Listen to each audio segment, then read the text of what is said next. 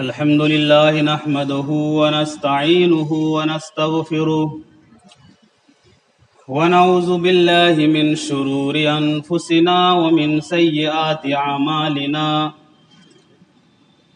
من يهده الله فلا مضل له ومن يضلل فلا هادي له وأشهد أن لا إله إلا الله وحده لا شريك له وأشهد أن محمدا عبده ورسوله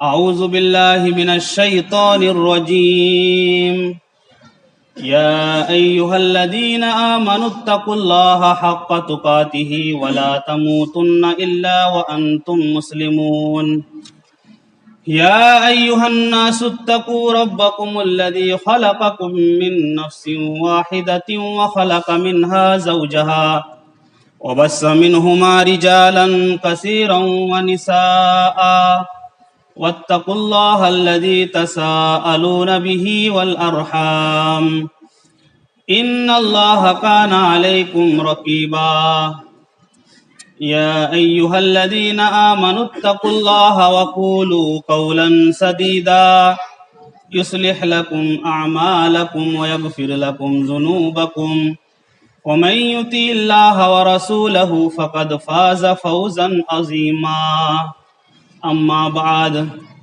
فإن خير الحديث كتاب الله وخير الهدي هدي محمد صلى الله عليه وسلم وشر الأمور محدثاتها وكل محدثة بدعة وكل بدعة ضلالة وكل ضلالة في النار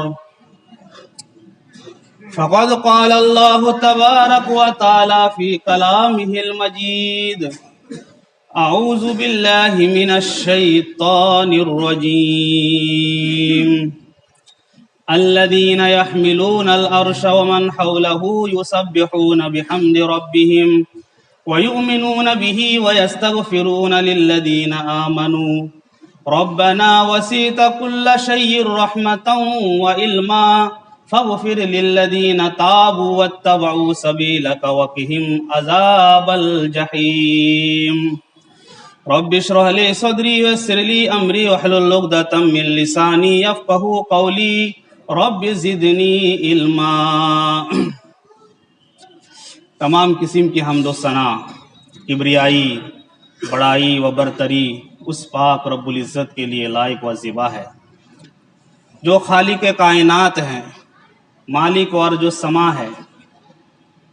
اللہ تبارک و تعالیٰ کا بہت ہی بڑا احسان و کرم ہے ہم لوگوں پر کہ ہماری رشد و ہدایت کے لیے، ہماری رہنمائی کے لیے، ضلالت و گمراہی سے بچانے کے لیے بے شمار نبیوں کو، پیغمبروں کو، رسولوں کو اس دنیا کے اندر مبعوث فرمایا۔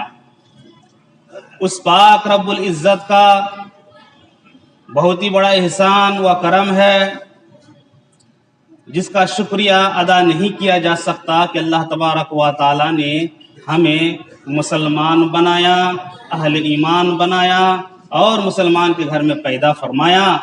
عظیم نعمت سے اللہ تبارک و تعالیٰ نے ہمیں نوازا ہے۔ ہزارہ ہزار درود و سلام نازل ہو اس ہستی اقدس مقدسہ مطہرہ مبارکہ پر جن کا نام گرامی محمد مصطفیٰ محمد رسول اللہ صلی اللہ علیہ وسلم ہے۔ میرے محترم بزرگوں، دوستوں، عزیز ساتھیوں، خطبہ مسنونہ کے بعد قرآن کریم سے ایک آیت تلاوت کی گئی ہے، اس کی روشنی میں چند باتیں عرض کروں گا۔ وما توفیقی الا باللہ۔ اللہ تبارک و تعالیٰ کی بے شمار مخلوقات ہیں جس کا شمار اپنی حیثیت اور اپنی صلاحیت کے بنیاد پر ہم نہیں کر سکتے، کیونکہ اللہ کی مخلوقات کتنی ہیں یہ اللہ ہی کو معلوم ہے، اور ان میں سے کچھ ایسی مخلوقات ہیں جو مکلف ہے، یعنی اللہ تبارک و تعالی کی عبادت اس کی بندگی کے لیے مقرر ہے۔ عمومی طور پر اللہ تبارک و تعالیٰ کی جو عبادتیں جو مخلوق کرتی ہیں وہ 3 قسم کی مخلوقات ہیں، اور اللہ تبارک و تعالیٰ نے ان تینوں کو مختلف طریقے سے اور مختلف مادوں سے بنایا ہے، پیدا کیا ہے۔ ایک مخلوق ہے نوری مخلوق، جس کو ہم فرشتے کہتے ہیں، یہ نور سے بنایا گیا ہے۔ اور ایک مخلوق ہے ناری، جو آگ سے پیدا کی ہوئی مخلوق ہے، وہ جن ہے۔ اور ایک ہے خاکی، یعنی مٹی سے، اور وہ انسان ہے۔ ان تمام مخلوق کو اللہ تبارک و تعالیٰ نے مکلف بنایا اپنی عبادت کے لیے۔ اللہ کی عبادت یہ مخلوقات کرتی ہیں، اور دیگر جو مخلوقات ہیں اللہ نے ان کو مکلف نہیں بنایا ہے۔ یہ جائے کہ وہ اپنی اپنی زبان میں تسبیحات کرتی ہیں، اللہ کو یاد کرتی ہیں، اپنی معبود کو پہچانتی ہیں، وہ الگ بات ہے۔ لہذا انسان کو اللہ تبارک و تعالیٰ نے پیدا فرمایا، اور انسان کے لیے ضروریاتیں ہیں، اور اپنی اپنی ضروریات کے لیے، اپنی اپنی حاجات کے لیے حتی المقدور انسان کوشش کرتا ہے، محنتیں کرتا ہے، اور ذرائع و اسباب کو اختیار کرتا ہے، اللہ سے مانگتا ہے۔ کسی کی ضروریات پوری ہوتی ہے، کسی کی نہیں ہوتی ہے، لیکن اللہ تبارک و تعالی کی ایک ایسی مخلوق ہے، مثال کے طور پر انسان اگر کوئی چیز اللہ سے مانگے یا وہ محنت کرے، وسائل و اسباب اختیار کرے، اور ایک انسان دوسرے انسان کو اگر کہے کہ میرے لیے آپ دعائیں کرنا، تو ہو سکتا ہے کہ وہ انسان دعا کرے یا نہ کرے، ہو سکتا بھول جائے، یا کرے بھی تو اس کی کوئی گارنٹی نہیں ہے کہ وہ دعا قبول ہو۔ لیکن اللہ تبارک و تعالیٰ کی ایک ایسی مخلوق ہے کہ اگر وہ دعا کرتی ہے تو اللہ تبارک و تعالیٰ اس کی دعا کو رد نہیں فرماتا، اس کی دعا کو قبول فرما لیتا ہے۔ وہ کون سی مخلوق ہے؟ وہ فرشتوں کی مخلوق ہے۔ فرشتوں کو نہ حاجتیں ہیں، نہ ضروریات ہیں، اور نہ مشغولیات ہیں۔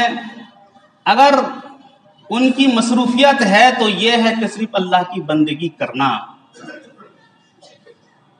اس مخلوق کو معصوم عن الخطا کہا گیا ہے، یعنی معصوم ہے، وہ گناہ نہیں کرتی، وہ اللہ کی بندگی پر مامور ہے، وہ مقرر ہے۔ اور اس کے بارے میں یہ کہا گیا ہے کہ لا یسبقونہ بالقول بامرہ وهم یعلمون یعلم ما بین ایدیہم وما خلفہم ولا یشفعون الا لمن ارتضی وهم من خشیتہ مشفقون، کہ اللہ کے حکم سے ذرہ برابر وہ پیچھے نہیں ہٹتی ہے، نہ آگے نہ پیچھے، اللہ جو کہتا ہے وہی کرتی ہے۔ اور اس شخص کے لیے وہ دعائیں کرتی ہیں جس کے لیے، یعنی جس کی دعا اللہ تبارک و تعالیٰ قبول کرنا چاہتا ہے، جس کی شفاعت کو قبول کرنا چاہتا ہے، وہ مخلوق اسی کے لیے دعا کرتی ہے۔ میرے پیارے ساتھیوں، اپنی طاقت کے بقدر یا تحقیق اور اندازے کے مطابق آپ انسان کی تعداد کا پتہ لگا سکتے ہیں کہ پوری دنیا میں انسان اتنے ہیں۔ آپ جنوں کا پتہ لگا سکتے ہیں، آپ جانوروں کا پتہ لگا سکتے ہیں، دیگر مخلوقات کا پتہ لگا سکتے ہیں، آپ اندازہ کر سکتے ہیں، اور انسانوں کی کیفیت، جنوں کی کیفیت، ان کے احوال ہو سکتا ہے آپ بیان کر دیں، لیکن فرشتوں کی جو کیفیت ہے، ان کی جو تعداد ہے، اور ان کے جو احوال ہیں اور کہاں پر ہیں کہاں پر نہیں ہیں، کس جگہ پر ہیں اور کس حالت میں ہیں، اس کا علم انسان کو نہیں دیا گیا ہے۔ یہ صرف اور صرف اللہ ہی جانتا ہے کہ فرشتے کیسے ہیں، ان کی کیفیت کیا ہے، ان کی حالت کیا ہے۔ اور ایسے ایسے فرشتے موجود ہیں کہ آپ سن کر کے حیران رہ جائیں گے۔ مثال کے طور پر تفسیر ابن کثیر کے اندر روح کی جو تفسیر کی گئی ہے کہ اسألونک عن الروح، کہ یہ لوگ روح کے بارے میں سوال کرتے ہیں کہ روح کیا چیز ہے۔ پہلی تفسیر تو یہ ہے کہ روح اللہ کا حکم ہے۔ ایک دوسری تفسیر جو حضرت علی رضی اللہ تعالی عنہ سے جو مروی ہے، ایک غریب روایت کے اندر موجود ہے کہ اس روح سے مراد ایک فرشتہ ہے، ایک عظیم فرشتہ ہے جس کے 70,000 منہ ہیں اور ہر منہ میں 70,000 زبانیں ہیں اور ہر زبان میں 70,000 بولیاں ہیں، یعنی الگ الگ لغتیں ہیں، بولیاں ہیں، اور ان بولیوں کے ساتھ، ان زبانوں کے ساتھ وہ فرشتہ اللہ تبارک و تعالیٰ کی تسبیح بیان کرتا ہے۔ ہر ایک تسبیح پر ایک فرشتہ اللہ تبارک و تعالیٰ پیدا کرتا ہے، ہر تسبیح پر ایک فرشتہ تیار کرتا ہے جو فرشتہ قیامت تک کے لیے اللہ تبارک و تعالیٰ کی عبادت میں لگ جاتا ہے۔ تو ایسے ایسے فرشتے موجود ہیں۔ آج آپ سے جو میں گفتگو کرنا چاہتا ہوں وہ یہ ہے کہ فرشتوں کی دعائیں اور فرشتوں کی حمایتیں اور فرشتوں کا سہارا جس انسان کو مل جائے اس کا کیا رتبہ ہو سکتا ہے، اس کا کیا مقام ہو سکتا ہے، اس کی کیا عزت ہو سکتی ہے، اس کا کیا تقوی ہو سکتا ہے۔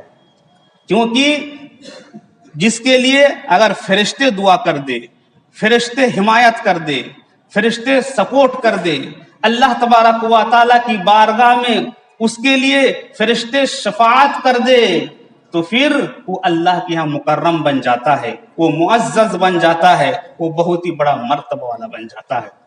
تو آپ سے میں کہنا چاہتا ہوں کہ کون کون سے ایسے چھوٹے چھوٹے عمل ہیں کہ اگر ہم کر لیں تو ہمارے لیے فرشتے بھی دعا کریں، ہمارے لیے معصوم مخلوق بھی دعا کریں۔ اور یہ کوئی بڑے عمل نہیں ہے، چھوٹے چھوٹے عمل ہیں۔ آئیے اللہ کے نبی صلی اللہ علیہ وسلم کیا بیان فرماتے ہیں کہ کوئی انسان رات کو ہم سبھی سوتے ہیں اور آرام کے ساتھ سو جاتے ہیں، پھر فجر میں اٹھتے ہیں، کوئی اٹھتا بھی ہے کوئی نہیں بھی اٹھتا ہے۔ اس کے لیے کیا ہے؟ اللہ کے نبی صلی اللہ علیہ وسلم کی حدیث ابن عمر سے مروی ہے، کیا فرمایا کہ اللہ کے نبی صلی اللہ علیہ وسلم ارشاد فرماتے ہیں من بات طاہرا بات فی شعارہ ملک لم یستیقظ الا قال الملک اللہم اغفر لعبدک۔ جو بندہ رات کے اندر اپنے بستر کی طرف جائے سونے کے لیے تو اس سے پہلے وضو بنا لے، یعنی پاک صاف ہو کر کے وہ بندہ سوئے، یعنی سونے سے پہلے وہ وضو بنا لے۔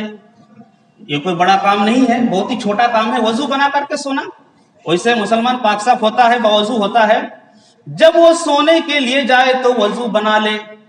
جب وہ بندہ سو جاتا ہے تو اللہ تبارک و تعالیٰ اس کے لیے ایک فرشتے کو مقرر فرما دیتا ہے، اس کے سرانے پہ اس کے سر کے پاس اللہ تبارک و تعالیٰ بھیج دیتا ہے۔ اور صرف اتنا ہی نہیں بلکہ جب وہ آدمی رات میں کوئی کروٹ لیتا ہے، ادھر ادھر ہوتا ہے، جب اس کی آنکھیں کھلتی ہے تو وہ فرشتہ اس کے لیے دعائیں مغفرت کرتا ہے، یا اللہ اس پر رحم فرما، اس پر رحمت نازل فرما اور اس کے تمام گناہوں کو معاف فرما دے۔ پوری رات فرشتے اس کے لیے دعائیں کرتے رہتے ہیں۔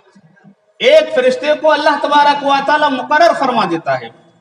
پہلی بات تو یہ، اور یہ کوئی مشکل عمل نہیں ہے، بہت ہی چھوٹا عمل. اگر آپ وضو نہیں بنا سکتے ہیں تو عشاء کی آپ نماز پڑھتے ہیں، وضو بنا کر کے پڑھتے ہیں. آپ گھر چلے جاؤ اور اسی وضو کے ساتھ سو جاؤ، دوبارہ وضو بنانے کی ضرورت ہی نہیں. لیکن عشاء کے بعد سونے کی تو ہماری عادت ہے ہی نہیں، جلدی سونے کی ہماری عادت نہیں ہے. ہم تو پوری رات جاگتے ہیں اور آدھی رات جاگتے ہیں، 2 بجے 3 بجے تک ہم جاگتے رہتے ہیں، جو سنت کے خلاف ہے، شریعت کے خلاف ہے. میرے پیارے ساتھیوں، وجہ یہی ہے، رات جاگنے کی وجہ یہی ہے کہ ہم فجر میں اٹھ نہیں پاتے. ظاہر سی بات ہے، جو اللہ کے نبی نے جو طریقہ بتلا دیا ہے کہ تم عشاء سے پہلے سارے کام کو نپٹا لو، مکمل کر لو، اور عشاء کی نماز کے بعد جا کر کے تم سو جاؤ، تو ظاہر سی بات ہے جو آدمی سوئے گا عشاء کے بعد وہ صبح اٹھ جائے گا، فجر کی نماز جماعت کے ساتھ پڑھے گا. اتنی بڑی حسرت کی بات ہے. ماشاءاللہ آپ لوگ یہاں پر موجود ہیں، پوری مسجد بھری ہوئی ہے، اوپر کی منزل بھری ہوئی ہے، پارک میں نماز ہو رہی ہے، سڑک پہ نماز ہو رہی ہے، کتنے لوگ ہیں. اور بقیہ نمازوں میں کسی حد تک آ جاتے ہیں، لیکن اتنے لوگ، لیکن یہ فجر کے وقت کہاں چلے جاتے ہیں؟ یہ فجر کے وقت ہوتے کہاں ہیں؟ ایسا تو ہوتا نہیں ہے، ایسا تو نہیں ہے کہ فجر کے وقت میں پہاڑ توڑنے کی ڈیوٹی اللہ تبارک و تعالیٰ نے مقرر کر دی کہ انسان پہاڑ توڑ رہا ہے. فجر کا وقت ہی ایسا وقت ہوتا ہے کہ 99% لوگ گھروں میں ہوتے ہیں اور فرصت میں ہوتے ہیں. دیگر وقتوں میں تو کام دھام ہوتا ہے، کام کرتے ہیں، ظہر میں، عصر میں، مغرب میں دیگر مشغولیات تو ہوتی ہے، لیکن فجر کے وقت تو انسان گھر ہی کے اندر ہوتا ہے. لیکن کیا ہم نیند چھوڑنے کے لیے تیار نہیں؟ اس کی وجہ کیا ہے کہ ہم دیر رات سوتے ہیں اور پھر ہم اٹھ نہیں پاتے. میرے پیارے ساتھیوں، اپنے آپ کو مسلمان کہلانے والوں، اگر پابندی کے ساتھ، وقت کے ساتھ اگر ہم 5 وقت کی نماز نہ پڑھ سکے تو پھر ہم کیسے مسلمان ہیں؟ ہم اپنے آپ کو کیسے مسلمان مان سکتے ہیں؟ اور ادھر ادھر بیٹھ کر کے ہم اگر کہیں کہ اب مسلمانوں کا کیا ہوگا، مسلمانوں کے لیے حالات بہت خراب ہیں، حالات صحیح نہیں ہیں، حالات تو تم نے اپنی حالات خود نے بگاڑی ہے. اگر کل سے سارے مسلمان 5 وقت کی نماز کی پابندی کر لیں اور فجر کے وقت آئے پابندی کے ساتھ، حالات اپنے آپ صحیح ہو جائیں گی. کہنے کی ضرورت نہیں پڑے گی، محنت کرنے کی ضرورت نہیں پڑے گی. میرے پیارے ساتھیوں، یہ فجر کا وقت جو ایسا وقت ہوتا ہے کہ اللہ تبارک و تعالیٰ گارنٹی لیتا ہے. آج مسلمانوں کی زبانوں میں شکوہ ہے، شکایتیں ہیں، اور وہ کہتا ہے کہ میں پریشان ہوں، مسلمانوں کے لیے حالت بھی صحیح نہیں ہے. حالت کیوں کر صحیح رہے گی جبکہ فجر کی نماز چھوڑنے کے بعد تم اللہ کی حفظ و امان سے، اللہ کی حفاظت سے، اللہ کی نگرانی سے تم نکل گئے ہو. اب اللہ کا ہاتھ نہیں ہے، اللہ کی مدد نہیں ہے، اللہ کی حفاظت نہیں ہے. حدیث کے اندر آتا ہے جو فجر کی نماز پڑھ لیتا ہے اللہ کے حفظ و امان میں آ جاتا ہے، اللہ کی نگرانی میں آ جاتا ہے. جب اللہ کی نگرانی سے تم باہر ہو گئے تو کچھ بھی ہو سکتا ہے، چاہے تم پریشان ہو جاؤ، تم کو کوئی مارے، کوئی پیٹے، پھر اللہ کو کوئی پرواہ نہیں. میرے پیارے ساتھیوں، تو کہنے کا مطلب یہ ہے کہ عشاء کے بعد جو باوضو ہو کر کے سوئے، اللہ تبارک و تعالیٰ اس کے لیے ایک فرشتہ مقرر فرماتا ہے اور پوری رات وہ ڈیوٹی دیتا ہے، پوری رات وہ تمہارے لیے دعائیں کرتا ہے. تو یہ کوئی بڑا عمل تو ہے نہیں، چھوٹا موٹا عمل ہے. اس کے بعد دوسرے نمبر پر کیا ہے؟ اللہ کے نبی صلی اللہ علیہ وسلم بیان فرماتے ہیں، بخاری شریف کی روایت ہے، احدکم ما قاد ينتظر الصلاة في صلاة تدعو له الملائکہ. جب ہم نماز پڑھنے کے لیے گھر سے نکلتے ہیں اور مسجد میں آ کر کے بیٹھ جاتے ہیں، ابھی وقت نہیں ہوا ہے، مؤذن نے اذان دے دی، ابھی نماز کھڑی نہیں ہوئی ہے، آدمی آ کر کے سنت پڑھتا ہے اور سنت پڑھنے کے بعد اسی جگہ پر بیٹھ جاتا ہے. ابھی نماز کھڑی نہیں ہوئی ہے. جب تک کہ نماز کھڑی نہ ہو جائے اس وقت تک اللہ تبارک و تعالیٰ کے فرشتے آ جاتے ہیں اور ان لوگوں کے لیے جو نماز کے انتظار میں بیٹھے رہتے ہیں, نماز کا انتظار کرتے ہیں, ان کے لیے دعائیں مغفرت کرنے لگتے ہیں. حدیث کے اندر آتا ہے ان الدعاء لا يرد بین الاذان والاقامہ. جب اذان دی جاتی ہے اور اذان کے بعد اقامت ہوتی ہے, ان دونوں آذانوں کے درمیان جو وقفہ ہوتا ہے, ٹائم ہوتا ہے, 15 منٹ کا ہو یا آدھا گھنٹہ کا ہو یا 20 منٹ کا ٹائم ہو, اس ٹائم جو آدمی دعا مانگے اس کی دعا رد نہیں ہوتی ہے. ایک تو فرشتے دعائیں کرتے ہیں اور فرشتوں کے ساتھ ساتھ اگر انسان اپنی حاجت کو پوری کرنے کے لیے اللہ سے مانگنے کے لیے اپنا ہاتھ اٹھا دے تو پھر اس کا کیا کہنا, وہ دعا کبھی بھی رد نہیں ہوگی. ایک تو فرشتے دعا کر رہے ہیں اور ایک وہ خود دعا کر رہے ہیں. دونوں کی دعا جب مل جاتی ہے تو اللہ تبارک و تعالیٰ اس کی دعا قبول نہیں کرتا. تو نماز کا جو انتظار کرتا ہے اس کے لیے فرشتے دعائیں کرتے ہیں. اس کے بعد اقامت ہو گئی, نماز کھڑی ہو گئی. اقامت کے بعد امام صاحب کہتے ہیں کہ صفیں درست کر لو. یہ تو ایک رسمی چیز ہو گئی ہے کہ امام صاحب کہتے ہیں کہ صفیں درست کر لو, پیر سے پیر ملا لو. ان کا تو کام ہے, وہ کہیں گے لیکن ہم کریں گے نہیں. اور صف کیسے درست ہوگی؟ پیر سے پیر ملے گا, پیر سے پیر ملے گا, اور جب پیر سے پیر ملے گا, قدم سے قدم ملے گا تو پھر سب درست ہو جائے گی. اور اس کی اتنی بڑی فضیلت ہے کہ اللہ کے نبی صلی اللہ علیہ وسلم کیا بیان فرماتے ہیں, ان اللہ وملائکتہ یصلون علی الذین یصلون الصفوف. اللہ تبارک و تعالی رحمت بھیجتا ہے. اللہ تبارک و تعالی ان لوگوں کے لیے رحمت بھیجتا ہے اور فرشتے ان لوگوں کے لیے دعائیں مغفرت کرتے ہیں جو لوگ صفوں کو ملاتے ہیں, صحیح طریقے سے صف بندی کرتے ہیں اور اپنا پیر سے پیر ملاتے ہیں, کندھے سے کندھا ملا کر کے کھڑے ہو جاتے ہیں. اللہ کی رحمت ہوتی ہے اور فرشتے ان کے لیے دعائیں کرتے ہیں. ایک دعائیں کرتے ہیں کہ الہ العالمین, جس نے صف کو درست کیا, اپنا پیر اپنے ساتھی کے پیر سے ملا لیا, یہ اللہ تو بھی اس سے راضی ہو جا, تو بھی اپنی رحمت سے اس کو ملا لے, اپنی رحمت میں اس کو داخل فرما دے. اور جو پیر سے پیر صحیح طریقے سے نہیں ملاتا, اے اللہ تو اسے کاٹ دے اور اپنی رحمت سے اسے تو خارج کر دے. یہ بد دعا بھی ہے اور دعائیں بھی ہے. جو صحیح طریقے سے صف بندی کرتا ہے, پیر سے پیر ملاتا ہے, صفوں کو درست کرتا ہے, وہ فرشتے دعائیں کرتے ہیں کہ اللہ انہیں تو ملا, اپنی رحمت میں شامل کر لے. اور جو پیر سے پیر نہیں ملاتے, کندھے سے کندھا نہیں ملاتے, صفوں کو درست نہیں کرتے, ان کے لیے فرشتے بد دعائیں کرتے ہیں کہ اللہ انہیں ہلاک کر دے, انہیں برباد کر دے, اپنی رحمت سے انہیں کاٹ دے. تو کتنی بڑی حسرت کی بات ہے. میرے پیارے ساتھیوں, پیر سے پیر ہمارا ملتا نہیں ہے. زیادہ زیادہ کیا ملا لیں گے؟ انگلی ملا لیں گے. جو چھوٹی والی انگلی ہوتی ہے وہ چنگلیاں, وہ ہم ملا کے کھڑے ہو جائیں گے اور کینچی کی شکل بن جائے گی. ایسے ہی کہ اللہ کے نبی صلی اللہ علیہ وسلم نے فرمایا کہ جب تم نماز کے لیے کھڑے ہو تو تمہارا پیر سیدھا ہونا چاہیے, تمہاری انگلیاں سیدھی ہونی چاہیے, قبلہ رخ ہونی چاہیے. تو جب ہم چھوٹی انگلی ملائیں گے تو ہماری انگلیاں کدھر جائیں گی, ہمارا پیر کدھر جائے گا؟ قبلہ کی طرف تو ہوگا ہی نہیں. میرے پیارے ساتھیوں, پورا پیر کو ملانا ہے, پورا قدم کو ملانا ہے, ایڑی سے ایڑی ملا کر کے کھڑا ہو جانا ہے. اب اس طرح جب ہم کریں گے تو ہمارے لیے فرشتے دعائیں کریں گے. میرے پیارے ساتھیوں, ہم کو ابھی تک نماز کے لیے, نماز کس طریقے سے نماز کے لیے ہم کھڑے ہوں گے, ہم بیٹھیں گے کس طریقے سے, یہ ہم کو ابھی تک صحیح طریقے سے معلوم نہیں ہے. عجیب طریقے سے لوگ کھڑے ہو جاتے ہیں. کوئی جگہ زیادہ گھیر لیتا ہے, کوئی پیر کو زیادہ پھیلا لیتا ہے, کوئی کم پھیلاتا ہے.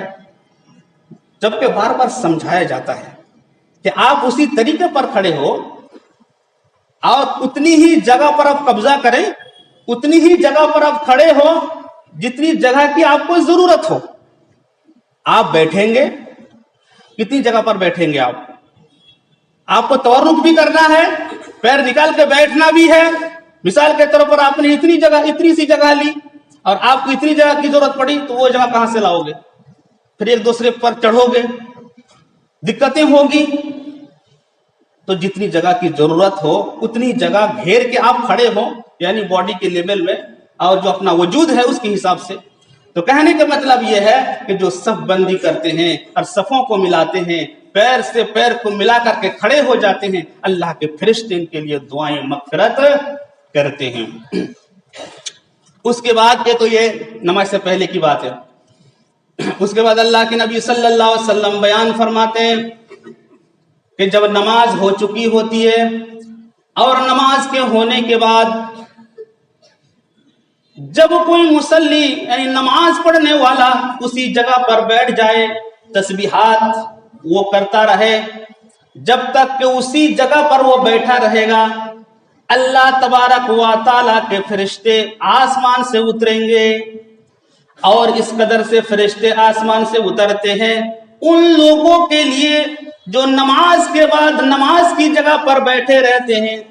इतनी कसरत के साथ फरिश्ते उतरते हैं कि उतरते उतरते आसमान व जमीन का पूरा खला भर जाता है, पुर हो जाता है। उसके बाद वो दुआ करते हैं, अल्लाहुम्मा अगफिर लहुम, अल्लाहुम्मा अरहुम या अल्लाहल आलमीन। जो नमाज के बाद उसी जगह पर बैठे हुए हैं और तेरी तस्बीहात कर रहे हैं और तेरा नाम ले रहे हैं, या अल्लाहल आलमीन इनकी तू मगफिरत फरमा दे, इन पर रहम फरमा, इनके गुनाहों को बख्श दे, या अल्लाहल आलमीन इनके लिए तू अपना रहम करम का मामला फरमा दे। कितनी बड़ी इज्जत है, कितना बड़ा करम है, कितना बड़ा सवाब है कि वो फरिश्ते तुम्हारे लिए दुआ करें। लेकिन आज हमारे पास टाइम नहीं है, हमारे पास वक्त नहीं है। नमाज पढ़ने के साथ साथ हम घर चले जाते हैं, अपनी दुकानों में चले जाते हैं, अपने कारोबार में लग जाते हैं। मेरे प्यारे साथियों, इसको बोलते हैं नमाज में एराज करना। एक तो ये है कि अजान होते ही फौरन आ जाएं और वक्त पर आकर नमाज पढ़ें, और नमाज पढ़ने के बाद उसी जगह पर बैठें। या अगर ना बैठे, आप अगर ये कहेंगे कि मस्जिद तो सिर्फ फर्ज के लिए है, बिल्कुल ये बात सही है कि जमात और मस्जिद फर्ज नमाजों के लिए है और नवाफिल वगैरह सुन्नत वगैरह घर में पढ़ी जाएंगी। लेकिन आप नमाज पढ़ने के बाद फौरन बगैर बात किए हुए आप घर में चले जाओ, घर में जाके मुसल्ला बिछा दो और वहीं पर बैठ जाओ। और इस तरह आप करते हैं तो यही कैफियत है, आपके लिए फरिश्ते दुआएं करेंगे। और जब तक के आपका वजू ना टूटे, आप बात ना करें, उस वक्त तक फरिश्ते आपके लिए दुआएं करेंगे। यही कंडीशन रहेगी। ये नहीं कि हम मस्जिद से निकल गए तो ये बात खत्म हो गई, ये शर्त खत्म हो गई, ऐसा नहीं है। आप फर्ज नमाज पढ़ो, घर चले जाओ, मुसल्ला बिछाओ, सुन्नत पढ़ो, नवाफिल का एहतिमाम करो, तुम्हारे लिए फरिश्ते दुआएं करेंगे। मेरे प्यारे साथियों, आज मुसलमानों में यह है कि आज हम टाल मटोल करते हैं, सुस्ती काहिली करते हैं। इसी को तो एराज कहा गया है। अल्लाह तबारक व तआला क्या फरमाता है, मन आरज़ अन ज़िक्री मईशतन फ़इन्न लहू ज़नका। मन आरज़ अन ज़िक्री, जो कुरान करीम के अंदर अल्लाह तबारक व तआला ने बयान फरमाया है कि मेरे जिक्र से जो एराज करेगा। जिक्र से मुराद ये जिक्र तस्बीहात नहीं है, अल्लाह अकबर सुभान अल्लाह अल्हम्दुलिल्लाह, ये जिक्र नहीं है। जिक्र से मुराद नमाज है। इस तरह जैसे सूरतुल जुमा के अंदर अल्लाह तबारक व तआला बयान फरमाता है, या अय्युहल्लज़ीना आमनू इज़ा नूदिया लिस्सलाति मिन यौमिल जुमुअति फसअऊ इला ज़िक्रिल्लाहि व ज़रुल बैअ। ये ईमान वालो, जब नमाज के लिए आजान दे दी जाए, या अय्युहल्लज़ीना आमनू इज़ा नूदिया लिस्सलाह, जुमे के दिन की बात हो रही है।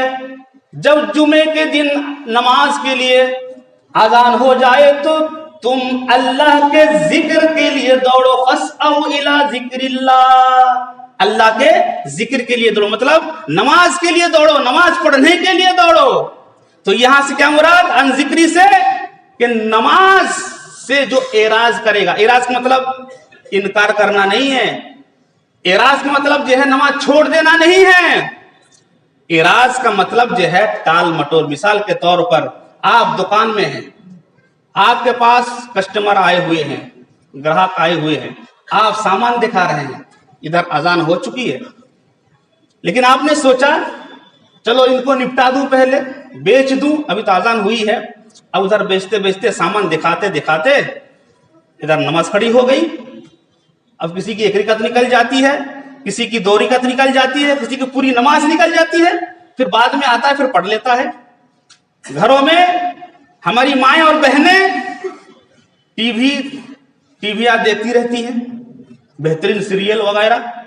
अब 5-6 मिनट का वक्त है, हाँ नमाज वक्त हो चुका है, चलो बाद में हम पढ़ लेंगे। ये तो मजेदार लम्हे हैं।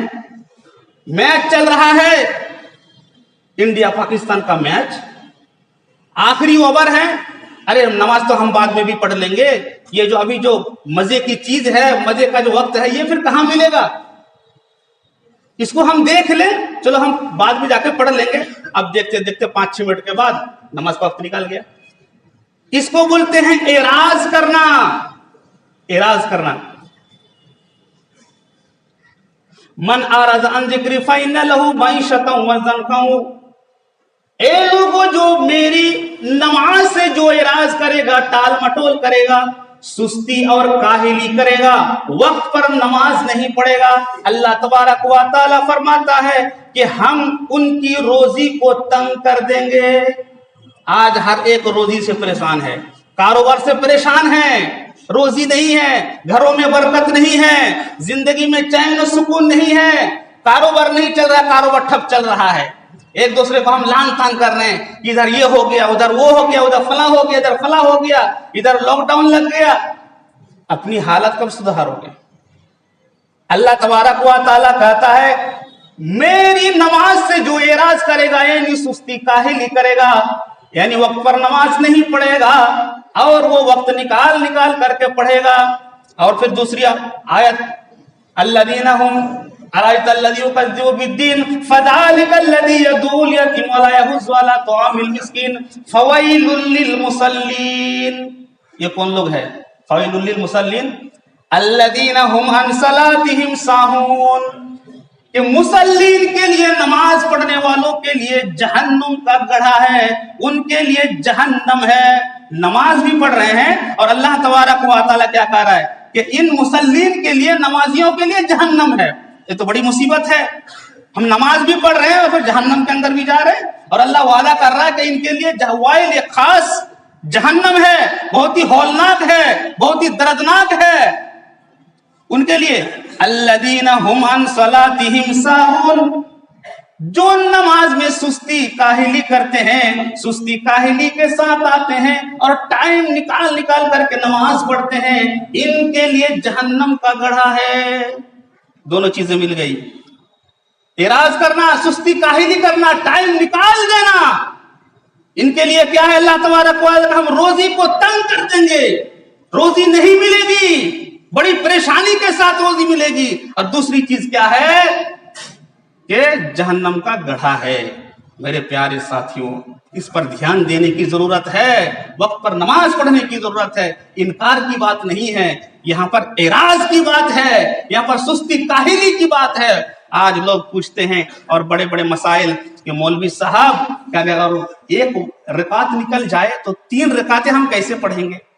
2 रकातें निकल जाएं तो 2 रकातें हम किस तरह पढ़ेंगे? 3 रकातें निकल जाए तो 1 रकात अगर हमको मिली तो हम किस तरह पढ़ेंगे? अब मौलवी साहब भी परेशान, कोई कुछ बता रहा है, कोई कुछ बता रहा है। क्यों बता रहा है? इसलिए कि हदीस कुरान में इसकी कोई सराहत ही नहीं है कि 1 रकात निकल जाए तो 3 रकात हम कैसे पढ़ेंगे। 3 रकात निकल जाए, 1 रकात हमको मिली अत्तहियत में हम बैठ गए तो फिर 3 रकातों को किस तरीके से हम पढ़ेंगे? ये तो उलमा ने बताया है, हदीस में इसकी कोई सराहत नहीं है। क्यों सराहत नहीं है? क्योंकि सहाबा की नमाज छूटती ही नहीं थी, सहाबा की नमाज छूटती ही नहीं थी, रिकातें नहीं निकलती थी, इसीलिए इस मसले को बयान करने की जरूरत ही नहीं पड़ी। इसलिए हदीस के अंदर इसकी कोई सराहत मौजूद नहीं है। ये तो आप पूछ रहे हो, ये तो मौलवी बता रहे हैं कि इस तरह पढ़ो, इस तरह पढ़ो। मेरे प्यारे साथियों, ये नमाज है, बहुत अहम चीज है। इसको अगर सही तरीके से हम पढ़ लें, सही तरीके से अदा कर लें, वक्त के मुताबिक अदा कर लें, तो हमारी तमाम परेशानियां दूर हो जाए। तो कहने का मतलब ये है कि एक तो क्या रात में वजू बना करके सोना है और नमाज का इंतजार करना है, वक्त पर नमाज पढ़ना है, और नमाज पढ़ने के बाद तस्बीहात और जिक्र अज़कार का एहतिमाम करना है। तो फिर फरिश्ते हमारी हिमायत करेंगे, हमारे लिए दुआएं करेंगे। हम आगे चलते हैं। हजरत उबई बिन काब रजी अल्लाह ताला अन्हु बयान फरमाते हैं, वो अल्लाह के नबी सल्लल्लाहु अलैहि वसल्लम के पास आते हैं और अल्लाह के नबी से कहते हैं कि अल्लाह के नबी, 24 घंटों में 5 ऐसे औकात हैं जो मैंने अपने लिए मुकर्रर किया है दुआ के लिए। उबई बिन काब क्या कहते हैं अल्लाह के नबी से कि अल्लाह के नबी, 24 घंटों में 5 औकात को, 5 वक्तों को मैंने अपने लिए मुकर्रर किया, अब मैं दुआएं करता हूं खूब अपने लिए। अब ये बताइए कि आप पर जो मैं दरूद पढ़ूं तो कितनी दरूदें पढ़ूं? अल्लाह के नबी सल्लल्लाहु अलैहि वसल्लम ने फरमाया, मा शीता फ़इन ज़िदता फ़हुवा खैरुल लका। ये उबई बिन काब, तेरी मर्जी, जितना मन करे तुम मेरे ऊपर दरूद भेज दिया करो, बाकी तुम अपने लिए दुआ करते रहना। अगर उससे भी ज्यादा मेरे ऊपर दरूद भेजोगे तो तुम्हारे लिए बेहतर होगा। उन्होंने कहा कि अल्लाह के नबी ठीक है, 5 वक्तों में से एक वक्त मैंने खास कर लिया, आप पर मैं दरूद भेजा करूंगा, और 4 वक्तों में मैं अपने लिए दुआएं क्या करूंगा। तो अल्लाह के नबी सल्लल्लाहु अलैहि वसल्लम ने फरमाया, माशीता, जितना मन करे तू पढ़ लिया कर, लेकिन अगर इससे भी ज्यादा करोगे तो तुम्हारे लिए बेहतर होगा। फिर उबई बिन काब ने कहा कि अल्लाह के नबी, 2 वक्तों में आप पर दरूद भेज दिया करूंगा और 3 वक्त अपने लिए दुआ करूंगा। अल्लाह के नबी ने फिर यही कहा कि फ़इन ज़िदता फ़हुवा खैरुल लका, अगर ज्यादा तुम दरूद भेजोगे मुझ पर तो तुम्हारे लिए बेहतर होगा। इस तरह करते करते अल्लाह के नबी सल्लल्लाहु अलैहि वसल्लम से कहने लगे कि अल्लाह के नबी, मैंने अपने लिए दुआ छोड़ दी, यानी 5 वक्तों को मैंने मुकर्रर कर रखा है, उन 5 वक्तों को मैं छोड़ता हूं, और उन 5 वक्तों में अपने लिए नहीं बल्कि आपके लिए मैं दरूद भेजूंगा। तो अल्लाह के नबी सल्लल्लाहु अलैहि वसल्लम ने क्या फरमाया? अल्लाह के नबी ने फरमाया, इज़न तुकफा हम्मका व युगफरु लका ज़म्बका। अगर तू इस तरह करता है कि मेरे ऊपर 5 वक्त दुआ यानी दरूद भेजोगे, अगर तुम अपने लिए दुआ नहीं करोगे मगर मेरे लिए यानी मेरे ऊपर दरूद भेजोगे, तो अल्लाह तबारक व तआला तुम्हारे सारे गुनाहों को माफ कर देगा, और दुनिया के अंदर जो तुम्हारी परेशानियां है वो परेशानियां अल्लाह हटा देगा, दूर कर देगा। दुनिया के अंदर जो तुम्हारी परेशानियां, उन परेशानियों को दूर करेगा और तुम्हारे सारे गुनाहों को अल्लाह माफ कर देगा। तो अल्लाह के नबी सल्लल्लाहु अलैहि वसल्लम पर दरूद पढ़ने की बड़ी फजीलत है, और जब कोई दरूद पढ़ता है 1 मर्तबा तो 10 नेकियां मिलती है, और उस दरूद पढ़ने वाले के साथ साथ फरिश्ते भी दरूद पढ़ते हैं। फरिश्ते भी इन्नल्लाह व मलाइकातुहु युसल्लूना अलन नबी, जब कोई दरूद पढ़ता है तो दरूद पढ़ने के साथ साथ फरिश्ते दरूद पढ़ते हैं और उनके लिए दुआएं करते हैं। आगे अल्लाह के नबी सल्लल्लाहु अलैहि वसल्लम ने बयान फरमाया, जब कोई बीमार पड़ जाए, उस बीमार को देखने के लिए जब कोई आदमी निकलता है, तो उसके लिए जब कोई आदमी सुबह को निकलता है तो अल्लाह तबारक व तआला उसके लिए 70,000 फरिश्तों को मुकर्रर फरमा, 1-2 नहीं 70,000 फरिश्तों को मुकर्रर फरमा देता है। और वो 70,000 फरिश्ते सुबह से लेकर के शाम तक दुआएं करते रहते हैं, सुबह से लेकर के शाम तक।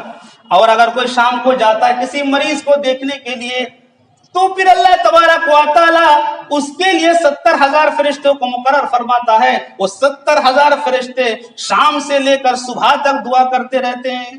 اسی لیے صحابہ کا معمول یہ تھا کہ صبح صبح ہی وہ تلاشتے تھے کوئی تو بیمار تو نہیں ہے، وہ بیمار کے پاس چلے جاتے تھے، کیونکہ صبح سے ہی دعا کا سلسلہ شروع ہو جاتا. یعنی وہ سمجھتے کہ اگر کسی مریض سے ملاقات کر لوں گا تو فرشتے ہمارے لیے دعا میں لگ جائیں گے. تو صبح صبح ہی وہ چلے جاتے تھے دعا مریض کو دیکھنے کے لیے. یہ عادت کر ہمارے اندر تو یہ عادت ہے ہی نہیں، ہم کو تو پتہ ہی نہیں، نہ ہمارے پاس ٹائم ہے نہ فرصت ہے، کسی مریض کے پاس ہم جاتے ہی نہیں ہے. لیکن صحابہ کیا کرتے، صبح صبح چلے جاتے تھے، پہلے مریض کی عادت کرتے تھے، اس کے بعد پھر کوئی کام کرتے تھے، کیونکہ ان کو یقین تھا کہ مریض کی ہم عادت کر لیں گے تو ہمارے لیے فرشتے دعا کے لیے تیار ہو جائیں گے اور شام تک وہ دعا کرتے رہیں گے. جو بھی ہم کام کریں گے اس کام میں خیر و برکت ہو، کیونکہ فرشتے ہمارے لیے دعا کر رہے ہیں. اور اتنا ہی نہیں، جو مریض کی عادت کر لیتا ہے اللہ تبارک و تعالی اس کے لیے ایک خریف جنت کے اندر تیار کرتا ہے. ایک خریف کا مطلب ہوتا ہے ایک باغ تیار کرتا ہے اس کے لیے، اور باغ کے ساتھ ساتھ اللہ تبارک و تعالی خوبصورت حسین یعنی خوبصورت یعنی حسین و جمیل ایک محل بھی تیار کرتا ہے. ایک باغ اور ایک محل تیار کرتا ہے. میرے پیارے ساتھیوں، آپ نے ایک مریض کی عادت کی، آپ کے لیے ایک باغ تیار ہو گیا، ایک محل بھی تیار ہو گیا. دوسرے مریض کی آپ نے عادت کی، دوسرا باغ تیار ہو گیا، دوسرا محل بھی تیار ہو گیا. آپ نے جتنے مریضوں کی عادت کی اسی حساب سے اللہ تبارک و تعالی باغ کو تیار کر رہا ہے، محل کو بھی تیار کر رہا ہے. آپ نے سنا ہے کہ دن اور رات میں 12 وقت جو سنت مؤکدہ ادا کر لے اس کے لیے جنت میں ایک محل تیار ہوتا ہے. یا تو مریض کی عادت کرنے پر ایک محل نہیں بلکہ کتنوں سینکڑوں محل تیار ہو رہے ہیں اور سینکڑوں باغ تیار ہو رہے ہیں. لیکن ہمارا دھیان تو ہے ہی نہیں اس پر. کتنی بڑی فضیلت ہے میرے پیارے ساتھیوں، وہ محل تیار ہو، باغ تیار ہو رہا. آخری حدیث، بہت ساری حدیثیں ہیں، وقت ہو چکا ہے.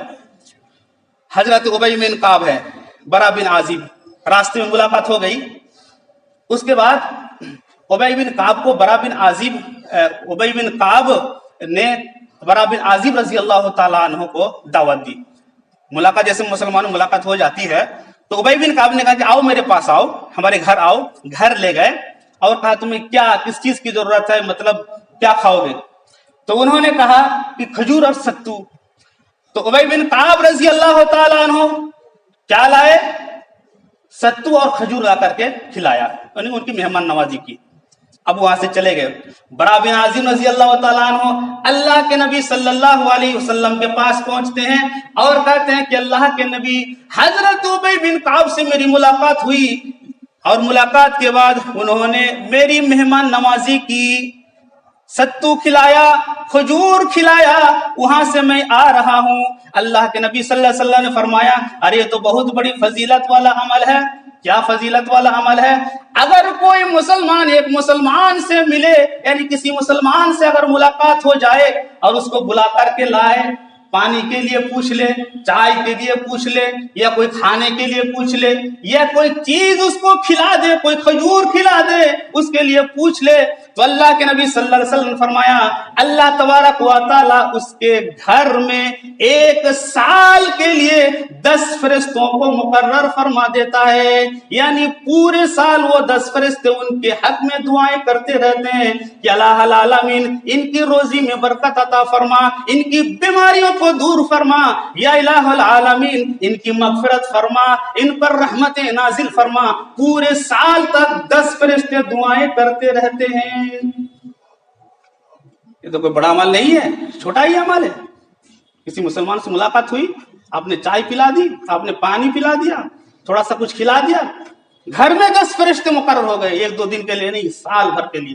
میرے پیارے ساتھیوں، یہ چھوٹے چھوٹے اعمال ہیں. ان اعمال کے بنیاد پر فرشتے ہماری حمایت کرتے ہیں، ہمارے لیے دعائیں کرتے ہیں، ہمارے لیے مغفرت کرتے ہیں. وہ معصوم فرشتے جنہیں فرشتوں کی حمایت مل جائیں، فرشتوں کی دعائیں مل جائیں، فرشتوں کی سپورٹ مل جائیں، فرشتوں کا سہارا مل جائے، تو پھر اس کی تقوی شیاری کا کیا کہنا، اس کی عزت کا کیا کہنا، اس کے مقام و مرتبہ کا کیا کہنا. پھر اس کی دعائیں بھی قبول ہوں گی، ان کی پریشانیاں بھی دور ہوں گی. اور ان کی روزی میں برکت بھی ہوگی اور تمام پریشانیوں سے مصیبتوں سے اللہ اس کی حفاظت بھی کرے گا۔ میرے پیارے ساتھیوں، یہ اعمال ہیں چھوٹے چھوٹے، انہیں اختیار کر لیا جائے، ان پر عمل کر لیا جائے تو سب کے لیے بہتری ہے، ہمارے لیے ہے، آپ کے لیے ہے، آپ کی بندگی کے لیے، آپ کی عبادات کے لیے۔ آپ عبادات کر رہے ہیں، بندگی کر رہے ہیں، لیکن ان کے ساتھ ساتھ اگر فرشتوں کی حمایت اور ان کی دعائیں شامل حال ہو جائے میرے پیارے ساتھیوں تو ہمارا بیڑا پار ہو جائے گا۔ اللہ تبارک و تعالیٰ سے دعا ہے اللہ العالمین ہمیں کہنے سننے سے زیادہ عمل کی توفیق عطا فرما۔ یا الہ العالمین قرآن و سنت کے مطابق زندگی گزارنے کی توفیق عطا فرما۔ یا الہ العالمین پوری امت محمدیہ کی حفاظت فرما، جو بیمار ہیں اللہ انہیں شفاء کاملہ عاجل عطا فرما۔ یا الہ العالمین سب کی پریشانیوں کو دور فرما۔ وآخر دعوانا الحمدللہ رب العالمین۔